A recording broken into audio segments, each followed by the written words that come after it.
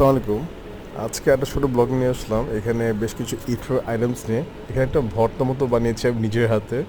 এইগুলো যা যা ডিশেস আছে, এই জিলাপি থেকে স্টার্ট করে সব বুট পেঁয়াজু সব কিছু যে গেছে, এগুলোর মিক্সচার করে ভর্তা বানিয়েছিলাম। হালিমও খেয়েছি আজকে আলহামদুলিল্লাহ। আর এখন একটা বার্গারের ছবি দেখাচ্ছি। বার্গারটা খুব মজা ছিল। দিস ইজ হোমমেড পেঁয়াজু। আর এখানে হচ্ছে গুড়, দেন নারকেল অ্যান্ড চাপড়ি ছিল। এরপরে খাওয়া হয়েছে ফ্রুটস, পাইনঅ্যাপল, দেন পাপায়া, আরও কিছু ফ্রুটস ছিল অবশ্য। এই তরমুজটা এখন খুব ট্রেনিং চলছে, অনেকে বলে আগুন আগুন। যাই হোক, এখানে আপনার খেজুর চাপড়ির সাথে আপনার নারকেল, দেন হচ্ছে গুড় ছিল। ও খুব টেস্টি ছিল, খুব ইন্টেন্স টেক্সচার ছিল। এই টোটাল ইফতার আইটেমটা আপনার ছবি দেখিয়েছি। এবং সবচেয়ে মজার ব্যাপার যে ফ্রুটস খেতে সবচেয়ে বেশি রিজয়েসিং লেগেছে আমার কাছে। এখানে সব ধরনের ফ্রুটসই আছে মোটামুটি যতটুকু পেরেছি। যদি ফ্রুটসের দাম একটু এক্সপেন্সিভ, বাট সবাই একটু একটু ফ্রুটস খাওয়া উচিত যদি অ্যাফোর্ডেবল হয় অবশ্যই। আলহামদুলিল্লাহ, আল্লাহ পাক খাওয়ানোর সুযোগ দিয়েছে।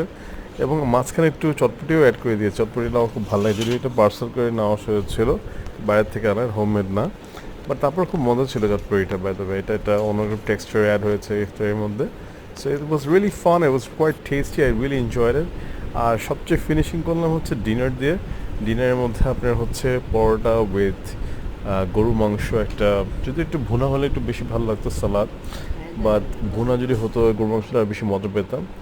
যাই হোক, এখানে আরও কিছু আইটেমস আছে। এখানে বসেও খেয়েছি এবং ডাইনিং টেবিলে বসেও খেয়েছি। আবার মুড়ি ভর্তা, আবার আবার ছবি তুলেছি। বিভিন্ন অনেক বেশি আইটেম হয়ে গেছে আজকে। আর সবচেয়ে ফেভারিট হচ্ছে জিলাপি, দেন বুট, সব কিছুই আছে। বুটটা হচ্ছে মজার। আর মায়ের হাতের বুটটা অনেক বেশি আউটস্ট্যান্ডিং টেস্টি, মাসাল্লাহ।